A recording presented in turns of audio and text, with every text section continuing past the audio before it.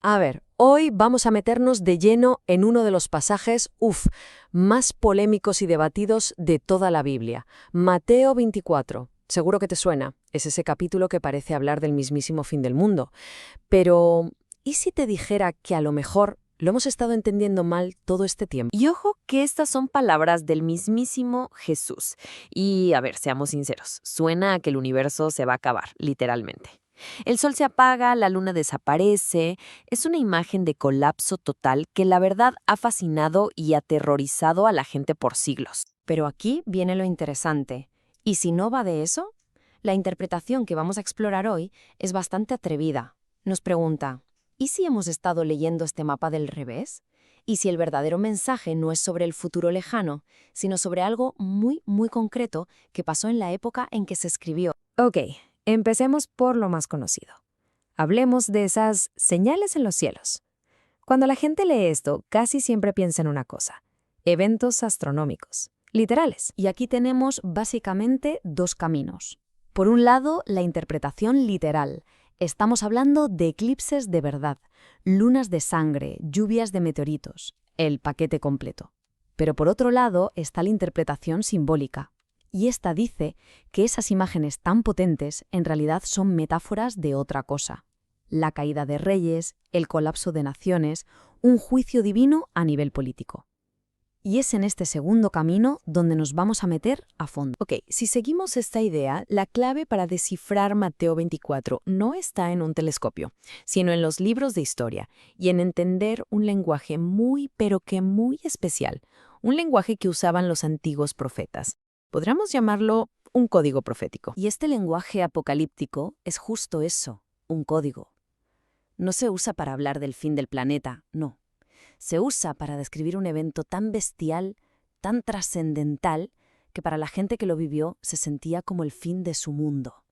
Piensa en el colapso total de una nación, la caída de un imperio.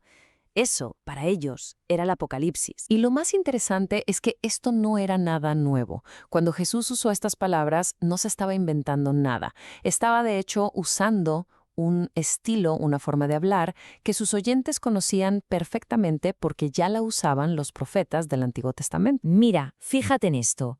Nos vamos casi 800 años antes de Cristo. El profeta Isaías usa estas mismas palabras: el sol se oscurecerá. Pero no para hablar del fin del universo. No, lo usa para profetizar algo muy histórico y concreto: la caída del Imperio de Babilonia. Un evento político. Y no es el único, ¿eh? Luego llega Ezequiel y hace exactamente lo mismo. Usa toda esta imaginería de oscuridad cósmica para hablar del juicio que va a caer sobre Egipto y su faraón. Otra vez, un evento político aquí en la Tierra, no una catástrofe cósmica. Y llegamos a la famosa frase: la luna se convertirá en sangre. Suena súper apocalíptico, ¿verdad? Pues el profeta Joel la usa para advertir a su propia gente, al pueblo de Judá, sobre algo muy real y terrible que se les venía encima: una invasión militar. Entonces, te das cuenta, empieza a surgir un patrón clarísimo, ¿verdad? Una y otra vez, los profetas usan esta metáfora del colapso del universo para hablar del colapso de poderes políticos en la Tierra. Era su forma de comunicar la magnitud del evento, de decir: oigan, lo que viene es tan gordo, tan definitivo, que es como si el mismísimo cielo se nos cayera encima. Bien, volvamos a Jesús. Si este era el patrón, ¿qué entendió la gente que lo escuchó en el siglo I cuando él usó estas mismas palabras? La lógica que se nos presenta es bastante directa. Mira, paso 1. Los profetas usaban este lenguaje cósmico para hablar de la caída de reinos. Paso 2. Jesús, que hablaba como un profeta, usa exactamente el mismo lenguaje. Entonces, conclusión, pues que él también estaba profetizando la caída de un reino. ¿Cuál? El de la nación judía de su propia época. Y tienes que pensar en la gente que lo escuchaba. Para ellos, que se sabían las escrituras de memoria, esto no sonaba a asteroides ni a ciencia ficción, no. Era una advertencia que les ponía los pelos de punta, porque era un lenguaje que conocían. Era el código para juicio nacional inminente. Lo entendían perfectamente. Y si miramos la línea de tiempo, la cosa cobra aún más sentido. Primero, durante siglos, los profetas establecen el código. Luego, alrededor del año 30, Jesús lo utiliza. ¿Y qué pasa después? Solo 40 años más tarde, en el año 70, el ejército romano arrasa Jerusalén y destruye el templo. ¡Bum! Todo ocurre dentro de la misma generación de la que Jesús habló. Lo que nos lleva a la gran pregunta, a la conclusión de todo este argumento. ¿Significa esto que la profecía ya se cumplió? Según esta línea de pensamiento, la gran conmoción de los cielos fue el fin, pero no del planeta. Fue el fin del mundo del antiguo pacto. Todo ese sistema político, social y sobre todo religioso que giraba en torno al templo de Jerusalén se vino abajo.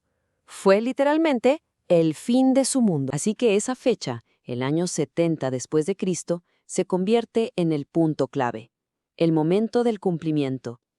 Un juicio histórico, único y devastador, que cerró una era por completo. Para esa generación no hay duda, fue el fin del mundo tal y como lo conocían. Y todo esto nos deja con una pregunta final, una que da que pensar. Si este pasaje tan famoso, tan influyente, es en realidad simbólico, ¿qué otras profecías hemos estado leyendo de forma literal? ¿Cuántos otros códigos secretos podría haber en textos que creíamos entender?